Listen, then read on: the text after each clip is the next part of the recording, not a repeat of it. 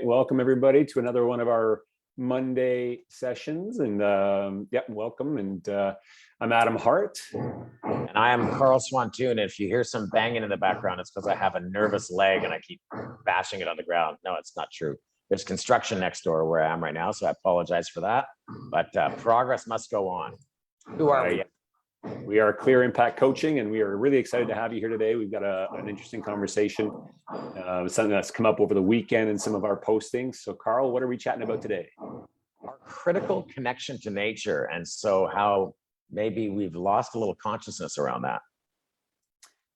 Awesome. Or a lot. Yeah, right. Or a lot. Yeah. So I guess the first question is, we seem really disconnected to nature, right? And in so many ways, and for me, that image of, we look out the window at nature. Oh yeah, that nature's that thing that's out there, right?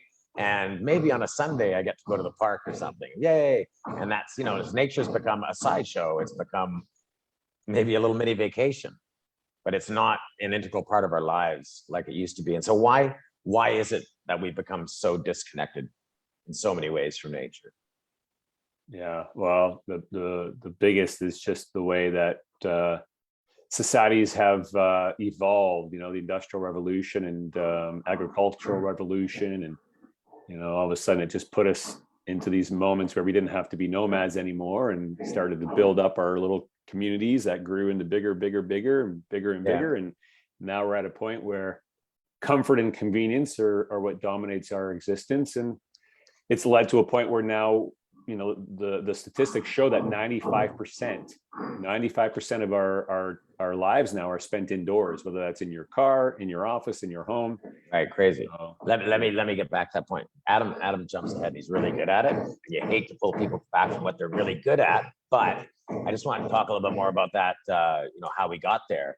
And you had mentioned this years ago when you started this work. Is that the invention of the light bulb, our ability to stay up late at night, our ability to work indoors. And really, and I hate to be a capitalism basher because I enjoy making money and I enjoy the abundance that it brings me. But, the idea that everything is about making money and getting more wealth, and therefore, as Adam just mentioned, more comfort, more convenience, more luxuries. And oftentimes that really has no connection to nature. Or maybe when you're at the really high end of the scale, you get to buy a boat and be out on the ocean all the time, but you're still inside the boat instead of out in the water. So this progress of our culture, this massively rapid progress of our culture, where now the latest generations are, sitting in front of computers hours of the day in the basement. And that is life where, there's really very little connection to nature. And when you go outside, it's like, the sun, it's blinding me because you haven't seen it for so long, right? So crazy stuff, right? And so, Adam, you just mentioned the first one. What are some of the ways that we are disconnected from nature? Like, what are the actual physical manifestations of that? Yeah, I mean, I think one of the biggest ones in the, you mentioned the idea of light, and artificial light has been a massive one. But I think also the invention of rubber-soled shoes has been a huge impactor on our inability to regulate and feel abundant. And again, that idea of being indoors, so 95% of our time now indoors, and the processed sugar, the processed foods. Processed food, yeah. Not eating natural foods, right? I mean. Huge. We used to gather our food and hunt our food in nature, and it was exactly as nature intended. So it had all the vitamins and minerals. Our soils were just bursting with nutrients, all the different bacteria that we needed, all that stuff, and all the processed foods just dumbed that shit down, right? Yeah. The light has prevented us from staying connected to our circadian rhythm, which, as Adam mentioned with the grounding, we don't ground on the ground anymore because of our shoes. And we disrupted our circadian rhythm because we stay up late at night watching Netflix and, drinking and all those other fun things that we do. Scrolling. Right? Oh my God. That's probably my biggest challenge right now is my social media stuff, for sure. Yeah. We're all human beings, right? We all have these challenges. What else, Adam? Yeah. I think also related to the sun. I see it every time I go out with friends and family. It's like, oh my God, the sun's out. I need to put on sunscreen. I got to wear sunglasses. I got to put on all my clothes. It's like there's an element of our fear of the sun that we're lacking the nutrients that we get from that exposure. So that's think we never get trained in that, right? As when we're young, it's like the sun is nice and you get a tan. And it's almost like, I bet there's a huge percentage of the population that would say the biggest benefit we get from the sun is a tan. Right. When in fact, I mean, it's vitamin D, it's melanin, it's sunlight hitting our eyes, recharging our mitochondria through the melanin in our eyes for the early morning sunlight. There's just a ton of nutrition we get from sunlight, which is really cool. But like you say, we've lost touch with that. Yeah. And there's more. You can get down the rabbit hole. There's more and more ways which we're disconnected from nature. Or think about our water that we get in most cities. It's stagnant water sitting in pipes. It's treated with chlorine and chloramine to kill all the stuff that can hurt us, but also any of the good little bacteria that's good for our gut biome. We put fluoride in our water, which is not great for the pineal gland. And then we drink water out of plastic bottles, which is not only horrific for nature and the single-use plastic container that we throw out and put microplastics into the environment. But I just saw a post recently, and I don't know if this is true. It's just a post I saw, so don't beat me up, right? That the average length of time that water will sit in a water bottle is somewhere between 3 and 4 months. And if it's in the sunlight in that plastic bottle, there can be the off-gassing out of the plastic into the water. So, they're learning more and more about how microplastics are impacting us, our health. Again, another disconnection from nature, not having that beautiful spring water to structured spring water. Yeah. Solitude. You brought that up, Adam. Well, it's just an extension of it. Once we become, the indoor, I don't want to say it sounds a bit harsh, but being the caged animal inside, it definitely starts to wear on your mental health, and also just your inability to be physical with your body in a way that we're naturally evolved to move, and right. we sit most of our days. So yeah, that's interesting. So you can see it on the surface as being indoors, we're out of nature, but like you say, it also creates a sedentary lifestyle. It promotes solitude instead of community. Yeah, it's interesting. It's funny because I'm in Mexico right now, and there's you see it far more in the community here, that people are gathering a lot in the evenings, and a lot of people, their homes are half indoors, half outdoors. And so they are actually outdoors a lot more often, because obviously they're capable with the climate instead of being inundated with rain, 200 days of the year, but life, right?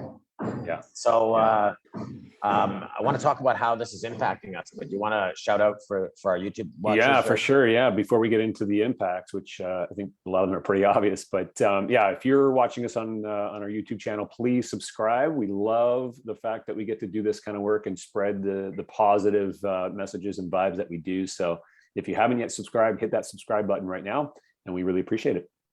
Give us a like, give us a comment. If there's something you'd like to add to any of these lists, we'd love to hear from you.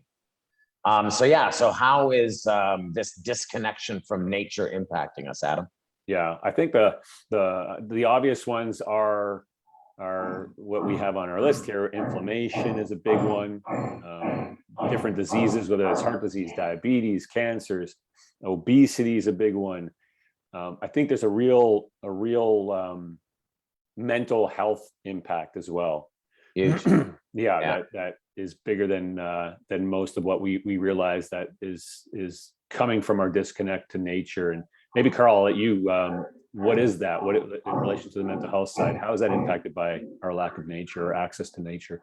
Well, yeah, I mean, right, goes back to stress, right? At the end of it all, we're getting bombarded with stressors at all these things we talked about, right? Whether it's the processed foods, to the poor quality air and water, to the artificial light, to all of these things are stressing us, and our nervous systems are being deregulated, right? We're losing the regulation of our nervous system. So we're finding ourselves in that stressed out fight or flight sympathetic state on a regular basis. And over time, and add in all the toxins that we're getting, and there's so much linkage now to toxins and gut health around mental illness as well. And that dysregulated nervous system is contributing to all the disease, whether it's mental or physical, psychological. It's all related, emotional, it's all related. And as an example, do you notice how good you feel when you get out into nature? when you come back from a camping trip, when you come back from a day at the beach, you just feel like, oh, I feel probably tired, but more relaxed and more calm. And what you're doing is you're getting some, your body's going off, thank you. Your mind's going off, thank you. Just you're getting some nervous system regulation, right? And so, unfortunately, you live in the city. You go to work 9 to 5. You've grown up there. That's your life. You need it. You need to be there to make money. It's really hard to say, let's get out in nature at least 4 hours a day or 6 hours a day. It's just not available to people. But you'll notice it when you go outside, even when you go outside of your office. Oh, fresh air, right? Even though it's full of exhaust, maybe, but fresher air, sunlight on your face, just going into the park and being around a tree, going to the ocean. Who out there doesn't feel that? Certainly a lake, but the ocean has a vibrancy and an energy to it. And you just feel alive when you're able to be at the ocean. And this is our craving, our inside. Subconsciously, we're craving that, and it's because it's healthy for us, regulating our nervous system. Even the local farmers market is got a real draw. Sorry about the banging, folks. It's construction. Life has to go on. Progress goes on. But that local farmers market, people are like, oh, I get to get some fresh vegetables, and I get some, some of these homemade meals. Why are we so attracted to that? Sure, it tastes good, but it's just about that reconnection, I think. But it's hard, right? Like I said, you live in a city, you just can't do this all the time. So how do we start to reverse this challenge we have in being dysregulated and disconnected from nature, Adam? Yeah, well, we want to start bringing nature in, as opposed to us trying to confuse this at all. It's how can we bring the natural environment into our everyday lives? And there's a couple of things you can do. One, the basics are you can grab some really beautiful oxygenating plants to have around your office, around your home. You make sure you take breaks from your computer screen. There's a lot of science that says even just looking at nature helps to regulate your nervous system. Yeah. But by far the best thing you can do is get outside, take a break, get outside. And we actually had a thought around doing a bit of an initiative over the next 7 days, which would be for you, anybody watching, and give us a yes below if you want to commit, but commit to getting outside, even if it's for 5 minutes, and finding a tree that's close to you and just give it a hug. Give it a hug for 30 seconds and connect to how that makes you feel. All right, because the idea behind a lot of this is being able to regulate the daily stress response in a way where you can have a recovery system that's working and an ability to start feeling more connected to your daily vitality. And being in nature is such a key way for us to start to tap into our daily vitality. So get out and hug a tree. Disclaimer, if you get sap on your clothes, send the bill to Adam, not Carl. Adam. That's right. And recognize that this is your opportunity to do some grounding, right? When you're holding that tree with your bare skin, it's another form of grounding, just like getting barefoot on the ground. And that's the nature's most powerful anti-inflammatory is our ability to get grounded and connected to the Earth's electromagnetic field. Yeah. And of course, I think we do everyone a disservice if we didn't finish off Adam. And again, comment below if you want to join the challenge, Adam's tree hugging challenge. He's a pro. He'll show you some moves. But you want to start to regulate that nervous system. It's so important. It is your door opener to feeling more calm, to creating that little space for choice, for shifting your energy away from being frantically stressed and revved up and stuck. All those feelings is learn our heart flow breathing. It's a practice that takes less than a minute to complete. 3 breaths. You're going to find in those 33 seconds, you're going to find calm come over you, an ability just to connect to that feeling of being calm. And it takes some practice for sure to train your nervous system to be calm more regularly, but give it a try. We do have a free training. If you want to hug a tree, say yes below. If you also want a free copy of our heart flow breath techniques, call it out below. Heart flow is the word, and we'll send you a copy of that. Sound good? Awesome. Thank you guys for being here. Get out in nature. Do it. Yeah, do it today. Thanks everyone.